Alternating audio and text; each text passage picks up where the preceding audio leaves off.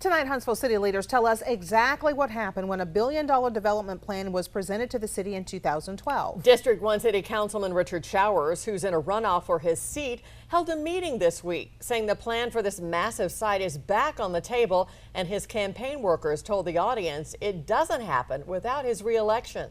Jake Barrett has been working for 2 days trying to find out where this project actually stands and what happened to it 4 years ago.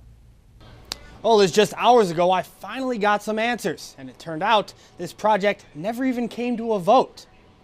We're wondering why you would put this on your put your stamp on it when these are renderings that you may or may not have the license to, when we can't get in touch with any of the companies that are supposed to be involved. No comment from the man touting a major development plan for North Huntsville following a contentious public meeting. Dr. Richard Showers walked away from our cameras when we asked about a billion-dollar development plan he presented to the community on Tuesday. When we asked questions about the plan, we were told that it was first pitched back in 2012. So why is it being presented again now? Are any of the companies mentioned in the 2012 plan still involved? This is what we were told by development representatives. They will be coming back into it. That's the answer to your question. We pressed again, asking about the companies listed on the display. Just a suggestion. And then came a suggestion by Madison County Commissioner Bob Harrison that the 2012 plan failed because of a lack of the 3 votes needed to pass in the Huntsville City Council. What we're talking about is getting the power that we need to be able to have 3 votes to do any damn thing we want to. But the plans never went to a vote. City records show the proposal was brought forth by Laminin Group back in 2012, but it never made it out of the work session.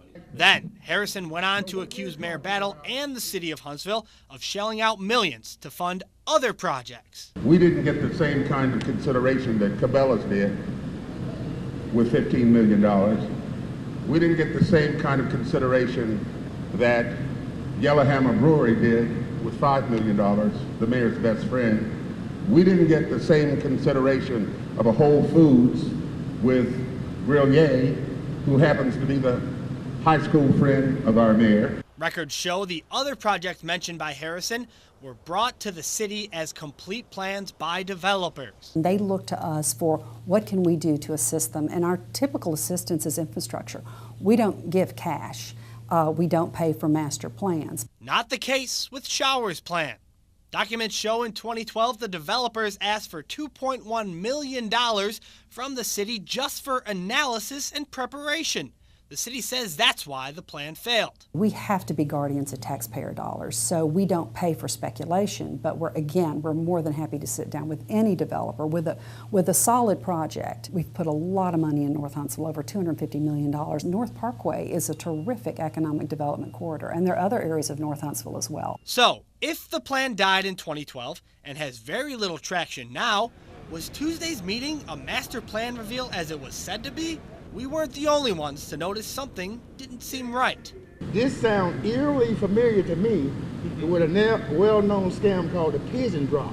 But the supposed developer only laughed at questions from the crowd. Have you ever received any payment from the committee to elect Dr. Richard Showers again? No, ma'am. Absolutely not. Never. Was it all just a show? This is $1 billion development, folks.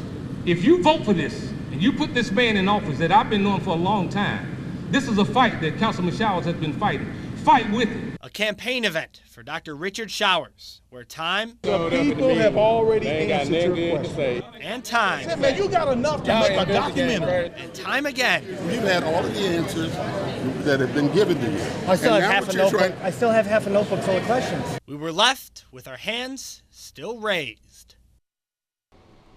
Now, I spoke with city leaders today. They said as of right now, these plans are still just an idea, and there's no telling when or if they will be discussed at any city council meeting in the near future.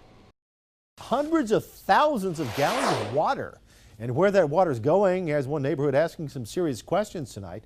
This all started when families started noticing the same truck pulling up to the same hydrant and taking water over and over again. See, it says water on the side of the truck. When they couldn't get answers, they called us. WFF40's Jake Barrett set out to find out who's taking it and if it's legal. Jake. Well, Mark, photojournalist Matthew Smith and I have been working on this story, trying to find answers for 2 days now. Now, we know the truck belongs to a construction company working on a site just over the border in Tennessee, but that's pretty much the only straight answer we've gotten. In this remote part of Madison County, residents notice when they see something out of the ordinary rumble down the road. Curiosity overflows, and something doesn't look right. Hey, we're with Channel 48 News. Do you guys have a meter to measure how much water you're taking?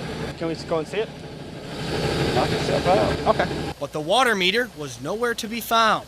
Then the workers backtracked, saying they marked down their loads after every fill-up. I marked down every load. Then they called their boss, Al Stanley, with Stanley Construction, and put me on the phone with him. And wasn't sure, you know, what was going on and if it was being tracked, if there was a meter on the pump. Stanley told me there was a meter on the hose. Then they brought in a supervisor from the construction site. Now, how long have you guys been hauling it for? 3 days, 4 days. Another question we asked about the water department suggested otherwise. Did they take your hose and they had to return it? At one point in time they did. It's our hose. They provide the meter only, and we provide the hose and the hookup. But there is no meter. Now that's Madison County's problem. Okay. We've made them aware Okay. that there's not a meter in the meter. But we have a meter, it's just missing a part. They have the option to fix it or replace it. They've been notified, and they told us that just count the loads, and we know how much water's in each load, and just count the loads. It seems our answers lie with the Madison County Water Department. Hi there. Jake Barrent with Channel 48 News here to see Chuck Faulkner. He's not in. He just stepped out of the office. So we waited for Chuck Faulkner, director of the Madison County Water Department, and he denied our request for an on-camera interview. Before he learned of our findings, Faulkner said that in order to pump water from a hydrant, you need water department approval and a meter that's rented out from the department. Or you can use your own meter if it's inspected and approved by the water department. We asked how long Stanley had been operating without a meter. Faulkner said he was aware the meter was broken, but couldn't tell us how long. Faulkner said they have an internal system called SCADA to track when large amounts of water are being taken out, but couldn't pull up the data for us on Thursday. And it seems no one can tell us how exactly they're keeping track of the water. Now, we reached out to the Madison County Commission for comment. They referred us back to the Water Department, as did Stanley Construction, after repeated attempts to reach out to them for comment after our initial phone call on Wednesday. Governor Bentley is facing two things that could drive him from office: impeachment proceedings and an ethics investigation. How long would each one take? And more importantly, who's going to pay for it? It's kind of disheartening. Upset is a little bit of an understatement. People want the truth to come out about Governor Bentley and his alleged affair. Why he was caught on tape, you know, with those comments. And multiple accusations he used taxpayer money to facilitate it. I paid for that, and I'm not real happy about that. Impeachment proceedings in the State House and an ethics investigation are both underway. But how long will those take? And who ends up paying for it? Criminal investigations can go from, from a week to 5 years. Our legal analyst, Mark McDaniel, represented Guy Hunt, the last Alabama governor to be indicted while in office. Like Bentley, Hunt faced accusations of using state aircraft for personal reasons. If public money is ever used by a public official for private purposes, whatever those private purposes may be, that's an ethics violation. Daniel says probes into Hunt's actions began in 1990, but he wasn't convicted until 3 years later. He says a full criminal investigation on Governor Bentley could take up to 5 years. You don't ever hurry on anything. You make sure that, because if you've got a good lawyer, a good defense lawyer on the other side, the T's better be crossed and the I's better be dotted. But a criminal trial wouldn't be able to convict Bentley for merely having an affair, much less be able to use secret recordings as evidence. Now, those would be the rules in a court of law. But during an impeachment trial, there are no rules. No. Really, there's only one page in the Alabama Constitution that talks about impeachment proceedings, and it says it's up to the Senate to determine the rules during an impeachment trial. Several things need to happen, though, before that. First, the House needs to present the articles of impeachment, which Hartsville Representative Ed Henry has been working on. They then automatically go to the Rules Committee, where one of three things happens. They pass them along to the House for a vote. They set up a committee to investigate or let it die in committee. If the committee decides to proceed, it will be put to a vote before the House, where it needs a simple majority to go on. From there, it's up to the Senate Rules Committee. I don't think we've ever done it before, so we're cultivating new ground. There are some provisions moving forward. In the impeachment trial, the Senate would act like a jury, and the judge presiding over it all would be Alabama Chief Justice Roy Moore. Beyond that, McDaniel says, it's anybody's guess. So there's a lot of question marks here. You know, what rules of evidence are you going to go by? The case would be tried in the Alabama Senate.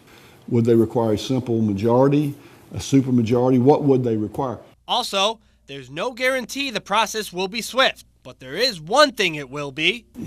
It's going to be very expensive to the taxpayers of Alabama. McDaniel says the more time spent trying to impeach, the more it'll cost the average citizen. That's money that's coming out of the budget. I mean, it's coming out of somewhere. Now, McDaniel says that for legislatures to hold a special session for the impeachment of Governor Bentley, it could cost you, the taxpayer, upwards of $500,000 for the man hours and the legal costs. Interesting to see if that changes people's opinions if they want to go ahead with this. You know what I'm saying? Well, one's might be quicker, but the other one, you know, Yeah. it would be more thorough. Yeah. Exactly. Thank you, Jake.